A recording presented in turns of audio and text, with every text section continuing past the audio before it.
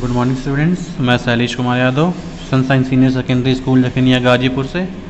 और स्टूडेंट्स मैं आपके सामने वो क्लास 5th का सोशल लेके जिसमें हम आपका 7th चैप्टर पढ़ रहे थे। और लास्ट लेक्चर में हमने पढ़ा था आपका 7th चैप्टर में जो आपका था द टेम्पेट जोन, उसमें हमने आपका क्लाइमेट और फ्लोरा के बारे में पढ़ा कि आपके टेम्पेट जोन में किस तरह की क्लाइमेट होती है और फ्लोरा मतलब वहाँ पे आपके कह सकते हैं जो वेजिटेशन है, प्लांट्स हैं, वो किस तरह के पाए जाते हैं।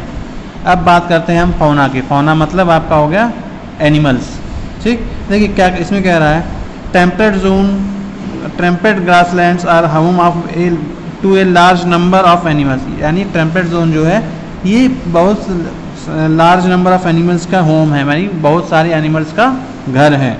इन temperate zone forest of the northern hemisphere, अगर नॉर्दर्न हेमिस्फेयर की बात करें, जो हमारे इक्वेटर के अगर ऊपर वाले हिस्से की बात करें नॉर्दर्न हेमिस्फेयर, वहाँ पे देखिए क्या क्या पाए जाते हैं, स्क्विरल्स मतलब गिलहरियाँ, आर वाइड स्प्रेड मतलब बहुत अधिक हर जगह मिलेंगे आपको।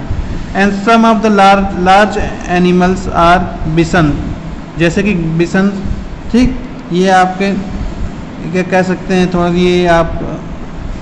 ये आपका थोड़ा सा हाई एल्टीट्यूड से पाया जाने वाला एक भैंस के जैसे दिखने वाला एक जानवर है, उसको बिसन्स कहते हैं। ग्रिजली बियर आपका देखिए एक भूरे रंग का ब्राउन कलर का भालू होता है जो जिसका साइज़ बहुत बड़ा होता है, वो जैसे नॉर्मल भालू से ज़्यादा खतरनाक होता है।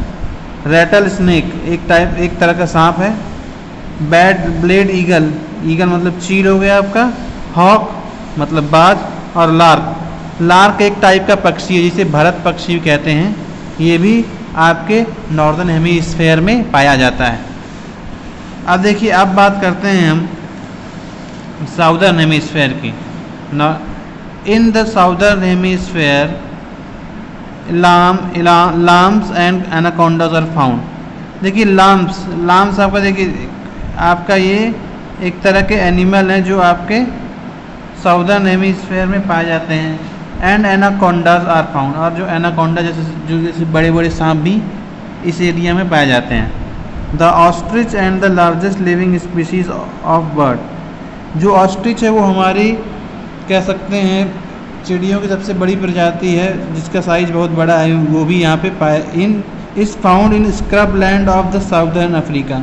ये यानी ये भी स्क्रब लैंड मतलब ऐसी भूमि जो आपके कह सकते हैं श्रब से और बुशेस से, मतलब छोटे छोटे पेड़ों से और झाड़ियों से ढकी हुई है, उसी लैंड को हम स्क्रब लैंड कहते हैं। ठीक, वो साउदर्न अफ्रीका के हिस्सों में ऑस्ट्रिच आपका पाया जाता है। Australia is the home of kangaroos, wallabies and koalas. ठीक, देखिए ये सारे जो हैं कंगारू, वालाबीज आपका एक टाइप कंगारू की प्रजाति का ही है, और कोआल एक छोटा सा एक कह सकते हैं जानवर है जो काफ़ी हद तक कंगारू से मिलता जुलता है, ये भी यहाँ वहाँ पे पाए जाते हैं। Many migratory birds such as swallows are also found here, यानी कुछ माइग्रेटरी बर्ड्स जो जैसे कि स्वेलो नाम कुछ एक प्रकार टाइप का पक्षी है, वो भी यहाँ पे पाया जाता है। ठीक है, अब देखिए, अब हम बात करते हैं आगे यहाँ के ह्यूमन लाइफ, यानी यहाँ पे लोग कैसे जीवन जीते हैं, कैसे लोग रहते हैं। Agriculture is the main occupation of the people. Agriculture मतलब खेती, ऑक्यूपेशन का मतलब व्यवसाय, यानी एग्रीकल्चर यहाँ का मेन व्यवसाय है यहाँ के लोगों को जीवन जीने का।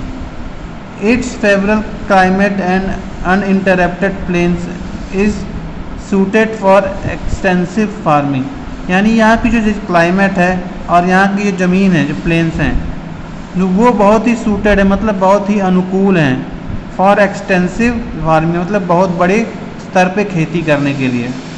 Large area of pampas, prairies and steppes, जैसे कि बड़े बड़े ग्रास लैंड कई हिस्से जैसे पैम्पास, प्रेरीज या स्टेप्स के कई सारे जो बड़े हिस्से हैं, आर कन्वर्टेड इनटू फील्ड्स, यानी इनके बहुत बड़े इस ग्रास लैंड के हिस्से उनको हमने खेतों में बदल दिया है। Wheat, maize, barley, rye and oats are largely grown in these regions. देखिए इस रीजन में आपको जनरली क्या क्या मिलेंगे, वीट मेज मिल जाएगा, बार्ली, रे, ओट्स, ये सब आपके क्या हैं, ये आपके कुछ ऐसे प्लांट्स हैं जो यहाँ पे जनरली इन ग्रासलैंड्स में पाए जाते हैं, उगाए जाते हैं। Wheat is produced in large quantity in the central and northern prairies. देखिए आपका वीट सबसे ज़्यादा कहाँ पर उगाया जाता है, सेंट्रल एंड नॉर्दर्न प्रेरीज के जो प्रेरी का जो सेंट्रल और नॉर्दर्न हिस्सा है, ठीक, उस हिस्से में आपका जो वीट है बहुत ही लार्ज क्वांटिटी, बहुत ही बड़ी मात्रा में वहाँ पे उसकी फार्मिंग की जाती है। Prairies are known as the wheat basket of the world. Prairies को क्या कहते हैं, वीट बास्केट मतलब गेहूँ की टोकरी कहते हैं, ठीक। वर्ल्ड की अगर कहें विश्व की गेहूँ की टोकरी किसे कहेंगे तो आप प्रेरीज का नाम बताएंगे, ठीक। प्रेरीज को हम विश्व की गेहूँ की टोकरी भी कहते हैं। Farmers raise livestock such as cows, sheeps and pigs. ये फार्मर वहाँ पे हैं अपने साथ, वो अपने साथ काऊ, शिप और पिग्स और कई जानवर कह सकते हैं, पालतू जानवर हैं जिनको अपने साथ उनको पालते हैं। In many of the farms milking of cow is done with help of machine. यानी कई सारे जो फार्म्स हैं आपके, वहाँ पे आपके मिल्किंग भी की जाती है। मिल्किंग मतलब दूध भी, जानवरों का दूध भी निकाला जाता है मशीनों की मदद से। The animals are also used for meat product. यहाँ पे जो एनिमल्स हैं आपके, वो उनके कह सकते हैं मीट प्रोडक्ट में भी उनका यूज़ किया जाता है, जैसे कि उनके जो मांस है वो खाने के लिए प्रयोग में आते हैं। Their skin are use to making leather goods. और जो इनके जो स्किन्स हैं, ठीक, जो इनकी स्किन्स हैं वो यूज होती फॉर मेकिंग लेदर गुड्स, यानी लेदर के जो सामान होते हैं उससे बने जो सामान होते हैं उनको बनाने के लिए इनकी स्किन इस्तेमाल की जाती है।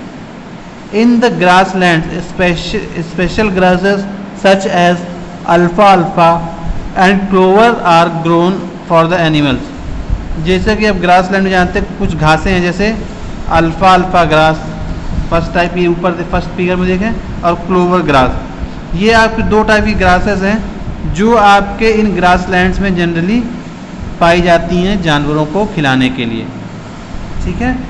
अब हम देखिए बात करते हैं न्यू वे ऑफ लिविंग, यानी यहाँ पर रहने का कुछ तरीके हैं जो अब अभी समय के साथ बदले हैं। देखिए the standard of living of the prairie is quite high. जो आपके प्रेरीज में जो लोग रहते हैं, जो वहाँ के जो लोग हैं, वहाँ के जो लिविंग स्टैंडर्ड मतलब रहने का जो रहन सहन का जो तरीका है वो बहुत ही स्टैंडर्ड उसका बहुत ही ऊंचा है।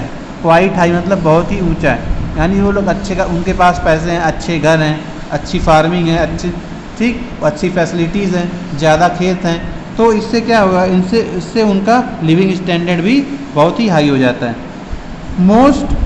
Most people enjoy modern comforts like car, air conditions house and modern means of communication. देखिए कई सारे जो मोस्टली पीपल मतलब अधिकतर लोग के, अब जो आपकी मॉडर्न लाइफ है आजकल की, जैसे कि कार्स, यानी उनके पास कार्स भी हैं, एयर कंडीशन हाउस यानी सबके घर में एयर कंडीशन लगा हुआ है, एसी वाले रूम भी सभी के पास कमरे हैं। And modern means of communication, और अभी जो ज़माने के आधुनिक कम्युनिकेशन के जो डिवाइसेस हैं वही उनके पास पाए जाते हैं। अगर there is a also good system of education, और जो हमारे एजुकेशन का सिस्टम है वो भी हमारे यहाँ पे बहुत ही अच्छा है। यहाँ पे जो आपका एजुकेशन सिस्टम है उसका स्तर बहुत ही ऊंचा है और इनके लिविंग स्टैंडर्ड के अकॉर्डिंग, ठीक है स्टूडेंट। तो ये था आपका चैप्टर 7 का फौना ह्यूमन लाइफ और न्यू वेज ऑफ लिविंग, जिसके बारे में आज हमने पढ़ा, ठीक है स्टूडेंट्स। नेक्स्ट लेक्चर में जब आपको मिलेंगे तब हम बात करेंगे इसके एक्सरसाइजेस के बारे में। तो लेक्चर यहीं पे आज का लेक्चर फिनिश करते हैं। Thank you, have a nice day.